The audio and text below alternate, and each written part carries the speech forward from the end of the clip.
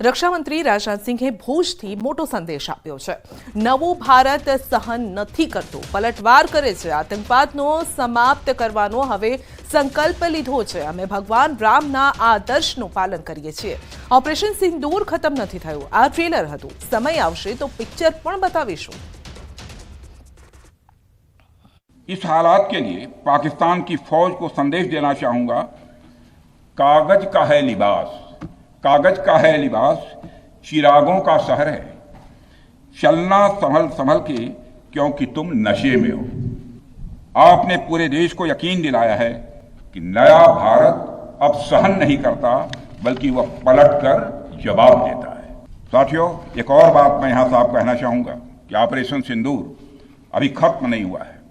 जो कुछ भी हुआ है वह सिर्फ एक ट्रेलर मात्र था। अब जब समय आएगा, जब भी सही समय आएगा तो हम पूरी पिक्चर भी दुनिया को दिखाएंगे। हमने पाकिस्तान को बिहेवियर के आधार पर अभी प्रोबेशन पर रखा हुआ है। यदि उसका बिहेवियर सुधरता है तब तो ठीक, और यदि बिहेवियर में फिर से गड़बड़ी आती है तो उसको कड़े से कड़ा दंड दिया जाएगा। भारत पाकिस्तान युद्ध बाद नरोडा होलसेल फ्रूट मर्चન્ટ એસોસિએશને લીધો છે મોટો નિર્ણય। તુર્કીથી આવતા સફરજન નહીં ખરીદાય। ભારત સફરજનની ખરીદી નહીં કરે તો તુર્કીને મોટો ફટકો પડશે। દુનિયામાં ભારત અને ચીન એ બે દેશ સૌથી મોટા ગ્રાહક છે। જુલાઈથી તુર્કીના સફરજન શરૂ થાય છે, પરંતુ આ વર્ષે તુર્કીના સફરજન ખરીદવામાં નહીં આવે। અત્યારે છે ને કે એપલ અમારા જે તુર્કીથી આવે છે અને તુર્કીએ જે આપણા ભારત દેશ સાથે દગો કરીને પાકિસ્તાનને સપોર્ટ કર્યો છે। સુરતમાં અસામાજિક તત્વોનો આતંક, તલવાર વડે કેક કાપતો વિડીયો વાયરલ થયો છે। પોલીસના જાહેરનામાનો ભંગ થયો છે। સુરતના ઊન વિસ્તારનો આ વિડીયો જે વાયરલ થઈ રહ્યો છે અને તલવારથી કેક કાપવામાં આવી રહી છે, ફટાકડા ફોડવામાં આવી રહ્યા છે। મોટી સંખ્યામાં યુવાનો પણ તેમાં જોવા મળી રહ્યા છે। તો પોલીસના જાહેરનામાનો સીધો જ અહીંયા ભંગ થતો જોવા મળી રહ્યો છે। વધુ અપડેટ મેળવીશું સંવાદદાતા કીર્તેશ પાસેથી। જી કીર્તેશ, જાહેરમાં કેક કટિંગ તલવારથી। બિલકુલ, સુરતમાં જાહેરમાં કેક કાપી ઉજવણી કરવાનો એક રિવાજ બની ગયો હોય તેવું લાગી રહ્યું છે। અસામાજિક તત્વો જાહેરમાં કેક કાપી, તલવાર વડે કાપી, ફટાકડા ફોડવા, આ તમામ બાબતોમાં જે પ્રકારે સુરત પોલીસ કમિશનરનું જાહેરનામું છે તે છતાં પણ અસામાજિક તત્વો આ પ્રકારના જાહેરનામાના ભંગ કરતા હોય તેવો એક વિડીયો સોશિયલ મીડિયામાં વાયરલ થયો છે। સુરતના ઊન વિસ્તારમાં વિડીયો વાયરલ થતાની સાથે જ હવે પોલીસે આ મામલે તપાસ શરૂ કરી છે। જી, આપનો આભાર। સુરેન્દ્રનગર જિલ્લાના પૂર્વ સાંસદનો વિડીયો વાયરલ થયો છે। ડોક્ટર મહેન્દ્ર મોંજપરાનો 181 અભિયમની ટીમ સાથેની ગેરવર્તણૂકનો વિડીયો વાયરલ થયો છે। ડોક્ટર મહેન્દ્ર મોંજપરાના ભાણેજની પત્નીએ સાસરિયાના ત્રાસ મામલે 181 અભિયમની મદદ માંગી હતી। 181ની ટીમ ઘટનાસ્થળે પહોંચતા ડોક્ટર મહેન્દ્ર મોંજપરાએ તેમની સાથે ગેરવર્તણૂક કરી તેવો વિડીયો વાયરલ થઈ રહ્યો છે। 181ના કર્મચારીઓને સસ્પેન્ડ કરાવી દેવાની ધમકી આપી। ભાણેજને સમજાવવા આવેલી 181ની ટીમ પર પોલીસ કાર્યવાહી કરવાની પણ ધમકી આપી। પૂર્વ સાંસદના દુર્વ્યવહારને લઈ અનેક સવાલ ઉભા થઈ રહ્યા છે।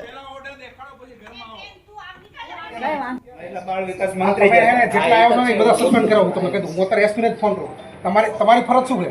સમજાવવા આવી જવાય। હું એક આનો મિનિસ્ટર મહિલા બાળ કે ખબર તમને નોકરી કોને આપી, કોને સિલેક્ટ કોને કર્યા? તમે કોણ પૈસા ખાઈને સિલેક્ટ થયા છો? પોલીસ મારામારી કરે ઓલા 181 વાળા પોલીસ વાળાને નામ લખાવજો, એને નામે લખાવો અને હાલો 181 વાળા મોંજપરા સાહેબ આવ્યા એને હાથે વાગી ગયો ઓલો માર્યો। હા લઈ આવો, જાની લઈ આવો તો તપાસ માં હા લઈ લે કોણ તમારે બેન તમારે મારી અલગ તમારે જો અમારી દિશોની પોલીસ વાળા તમારી કઈ વાંધો નહીં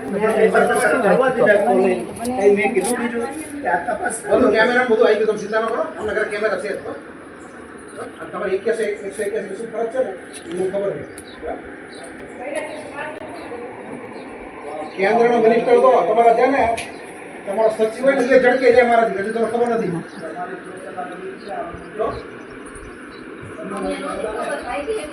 આ મારા હકા બેન છે, તમારા હકા ભાઈને હું મારું। આ તરફ સુરેન્દ્રનગરમાં સ્થાનિકોએ કર્યો છે ચક્કાજામ. લીંબડી રાણપુર રોડ પર પાંદરી ગામના સ્થાનિકોએ ચક્કાજામ કર્યો છે. પીવાનું પાણી, રસ્તા પર અને સાથે જ નિયમિત વીજ પુરવઠો સહિતની પ્રાથમિક સુવિધાઓ પૂરી પાડવામાં ન આવતા રોષે ભરાયા છે. અનેક વખત રજૂઆત કરવા છતાં કોઈ જ ઉકેલ નથી આવ્યો, જેના કારણે ગ્રામજનોએ ચક્કાજામ કરીને વિરોધ નોંધાવ્યો. ચક્કાજામના પગલે હાઈવે પર ટ્રાફિક જામના દ્રશ્યો સર્જાયા. આગામી દિવસોમાં તંત્ર દ્વારા પ્રાથમિક સુવિધાઓ પૂરી પાડવામાં નહીં આવે તો ઉગ્ર આંદોલનની ચીમકી પણ ઉચ્ચારી છે. રાજકોટના ગ્રામ્ય વિસ્તારમાં પાણીની તંગીને લઈને કુંવરજી બાવળિયાનું નિવેદન છે. રૂડા વિસ્તારમાં આવતા ગ્રામ્ય વિસ્તારોમાં પાણીના પ્રશ્નને લઈ અધિકારીઓ સાથે બેઠક કરીશું. પાણી માટે શું કરી શકાય તે અંગે ચર્ચા કરીશું. પાણી પૂરતા વિભાગના અધિકારીઓ અને રૂડાના અધિકારીઓ સાથે પણ હું એક બેઠક કરવાનો છું અને એમને શું મુશ્કેલી છે અને લાંબા ગાળા માટે રૂડામાં રહેતા જે લોકો છે, જે ગામડાઓ આવે છે, એને પીવાના પાણી માટેની મુશ્કેલી ન પડે એ માટે શું કરવું જોઈએ એના માટેનું પણ અમે આજે રૂડા અને અમારા પાણી પુરવઠાના અધિકારીઓ સાથેની મિટિંગમાં નિર્ણય કરાવવાના છીએ. સરકારી અનાજના જથ્થાને લઈ કુંવરજી બાવળિયાએ કહ્યું છે કે વરસાદના કારણે અનાજ ન પલળે તેની સૂચના આપવામાં આવશે. KYC કરવા માટે આ મહિનો છેલ્લો છે. NFSC કાર્ડ હોલ્ડરોને તાત્કાલિક KYC કરાવી લેવા માટે અપીલ કરાઈ છે. જે પરિવારોએ KYC ન કર્યું હોય તો KYC કરી લે. આ ભારત સરકારની ગાઈડલાઈન પ્રમાણે અને કાર્ડ ધારકની સલામતી માટે અને ક્યાંક ક્યાંક નાની મોટી ગેરરીતિઓ ધ્યાન પર આવે છે, એ ન થાય અને કાર્ડ હોલ્ડરને પૂરતો જથ્થો મળી રહે એ માટે કાર્ડ હોલ્ડરોએ પણ KYC કરાવી લેવું ફરજિયાત છે. નહીં કરાવે તો આવતા મહિનાથી એમને પણ આ જથ્થા માટે જેટલા KYC કર્યું છે એમને જથ્થો મળશે. માવઠાથી થયેલા કૃષિ નુકસાન અંગે સર્વે થશે. મંત્રી કુંવરજી બાવળિયાનું નિવેદન છે. ખેડૂતોએ ચિંતા કરવાની જરૂર નથી. નુકસાનીનો જે મામલો છે CM કૃષિ મંત્રીના ધ્યાને છે જ. ખેડૂતોના હિતમાં નિર્ણય લેવામાં આવશે. અમારા માનનીય મુખ્યમંત્રી ભૂપેન્દ્રભાઈ પટેલે અમને એમાં ખાસ કરીને કૃષિ મંત્રી રાઘવજીભાઈને અમારા સૌના ધ્યાન પર મૂક્યું છે કે ક્યાંય ખેડૂતોને વધારે નુકસાન થયેલું હોય, ક્યાંય કોઈ પ્રકારના પાકમાં, તો એનું તાત્કાલિક સર્વે કરાવવું. અત્યારે હજી વરસાદની સિઝન ચાલુ, માવઠાની સિઝન ચાલુ છે. માવઠું પૂરું થતાની સાથે તાત્કાલિક સર્વે કરાવી લેવું અને જે પ્રકારના પાકોમાં જે નુકસાન થયું છે એને વળતર આપવા માટેનું પણ માનનીય મુખ્યમંત્રી આદરણીય ભૂપેન્દ્રભાઈ અમારા કૃષિ મંત્રી રાઘવજીભાઈને સૂચના આપી છે અને એ પ્રમાણે કોઈ ખેડૂતોએ ચિંતા કરવાનો વિષય નથી. જે નુકસાન થયું છે એ પ્રમાણે એને નુકસાન ભરપાઈ કરવામાં આવશે, વળતર આપવામાં આવશે. અંકલેશ્વરમાં વાવાઝોડું અને અનિયંત્રિત વરસાદથી ડાંગરના પાકને નુકસાન. ખેડૂતો મુશ્કેલીમાં છે. 1 વીઘામાં અંદાજે 10 થી 15% સુધીની નુકસાની છે. ડાંગરના ભાવ ઘટાડો ₹510 માંથી સીધો જ 430 પર પહોંચ્યો છે. ખેડૂતોને આર્થિક રીતે મોટું નુકસાન ભોગવવું પડી રહ્યું છે. હું આ ગામનો રહીશ છું અને અમે આ ડાંગરની ખેતી કરીએ છીએ ને અમારે 25-50% જેવું નુકસાન છે. જે આ ઊભું છે એમાં ઠકોરો આવે છે, બાકી તો કંઈ લેવાનું નથી. નુકસાનમાં તો એવું છે ને કે અત્યારે જે ડાંગર ત્યાં બધી ત્યાં પડી ગઈ છે, બરાબર. એ તો એમાં લગભગ 10-15% તો નુકસાન પહેલાં થયું જ છે. હવે હાલમાં અત્યારે ભાવની પરિસ્થિતિ એવી છે કે પહેલા ₹500 ભાવ, અત્યારે ખેડૂતનો માલદાર થયો એટલે 430 ની આજુબાજુ આવી ગયા છે. રાજકોટમાં સમૂહ લગ્નના નામે છેતરપિંડી મામલે કેબિનેટ મંત્રીનું નિવેદન. 555 દીકરીઓના સમૂહ લગ્નમાં છેતરપિંડીને લઈ કુંવરજી બાવળિયાએ નિવેદન આપ્યું. તેમણે કહ્યું છે કે દીકરીઓ સાથે છેતરપિંડીની વાત છે તે ન થવું જોઈએ. પાર્ટીના લોકો સંકળાયેલા હશે તો પાર્ટીના ધ્યાને આ વાત જરૂરથી મૂકવામાં આવશે.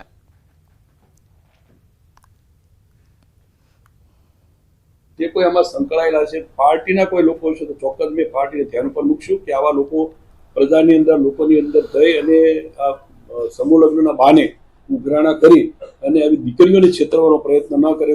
પક્ષના કે પાર્ટીના ધ્યાન એટલે પાર્ટીના ધ્યાન પર ચોક્કસ મૂકશું. જ્યાં પણ તે સંકળાયેલા હોય, સંડોવાયેલા હોય એમને પક્ષ એમની રીતે એના ઉપર કાર્યવાહી કરે. પંચમહાલના હાલોલમાં યુવકનો આપઘાત કરતા પહેલા યુવકે વિડીયો બનાવ્યો છે. યુવકે પ્રેમ પ્રકરણમાં આપઘાત કર્યો હોવાની પ્રાથમિક જાણકારી મળી છે. યુવતીના પરિવારજનોએ લગ્ન કરાવવાનો વાયદો કરી અને બાદમાં લગ્ન ન કરાવતા યુવકે આપઘાત કર્યો. તો આપઘાત પહેલા બનાવેલા વિડીયોમાં યુવકે યુવતીના પરિવારજનો પર આક્ષેપ કર્યા અને હાલ પોલીસ દ્વારા ફરિયાદ નોંધી કાર્યવાહી હાથ ધરાઈ. પપ્પાના કહેવાથી અને મારી પણ ઈચ્છા હતી કે છોકરી સાથે મેરેજ કરું. એ લોકોના કહેવાથી હું મારું ઘર બહાર છોડીને, એ લોકો કહેતા હતા તારે હાલોલ રહેવું પડશે, મારી છોકરી હાલોલ જ રહેશે. તો એના માટે હું મારું ઘર બહાર બધું છોડીને લડાઈ કરીને હાલોલ રહેવા માટે આવ્યો હતો. અને એ લોકો એન્ડ મુમેન્ટ પર ફરી ગયા છે કે હવે મેરેજ નથી કરવા. હું ઘર બહાર વગરનો થઈ ગયો છું. હવે મારે જવું ક્યાં? એ લોકોએ મારી જિંદગી બરબાદ કરી નાખી છે એક મા વગરના છોકરાની. તેમના ઉપર કાનૂની કાર્યવાહી થાય અને ફેમિલી પર અને આ બંસીભાઈ ભરવાડ.